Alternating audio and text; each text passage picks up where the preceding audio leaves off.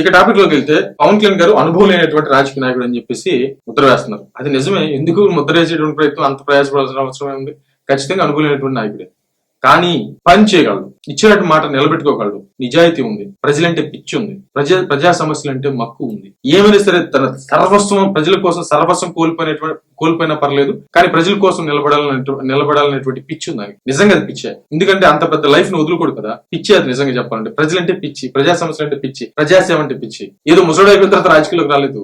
Young వయసులో ఉండగా రాజకీయాలకు వచ్చాడు. రోజుకు 3 కోట్లు తీసుకోవాల్సినటువంటి 3 కోట్లు తీసుకునేటువంటి ఉన్నట్టు స్టార్ ఉన్నటువంటి హీరో. ఆయన కానీ నిలబడితే పాటికి ఎప్పుడో పెద్ద స్టార్ అయిపోయాడు. పాన్ ఇండియా లెవెల్కి వెళ్ళిపోయి ఆయన కూడా సినిమాకు 200 కోట్లు 300 కోట్లు తీసుకునేవాడు. ఓ లగ్జరీ లైఫ్. కానీ అది కూడా వద్దనుకొని ప్రజల కోసం గడ్డాలు మెసాలు పెంచుకొని రోడ్ల మీద తిరుగుతూ ప్రజా సమస్యల కోసం పోరాడుతూ వేరే వాళ్ళ చేత మాటలు పడుతూ వేరే వాళ్ళ చేత నీచంగా తిట్టించుకుంటూ ఆయన తిట్టించుకోవడం కాకు చివరికి కన్న తల్లిని తను కట్టుకున్న భార్యని పిల్లల్ని తన కట్టుకుని పుట్టిన బిడ్డలను సహా నీచంగా తిట్టించుకున్నాడు. ప్రజలంటే పిచ్చి అని కదా, అంత పిచ్చి. అలాంటివి అది ఉంటే చాలు, చేయాలని ఇంట్రెస్ట్ ఉంటే చాలు, ఆటోమేటిక్ అన్ని అయిపోతాయి.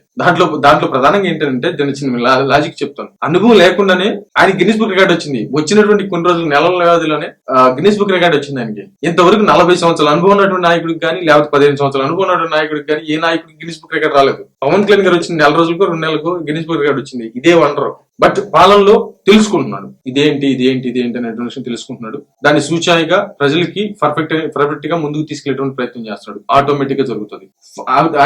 అంటే ఏమీ తెలియకుండానే తెలుసుకుంటూ ప్రజలకు మంచి చేసుకుంటూ గిన్నిస్ బుక్ రికార్డులు కొట్టేస్తున్నాడు. ఇంతవరకు ప్రజలకి రాష్ట్రానికి నెరవేరినటువంటి చాలా సమస్యలు ఉన్నాయి. అవన్నీ టేకప్ చేస్తున్నాడు, అటెండ్ చేస్తున్నాడు. అద్భుతం కదా ఇది.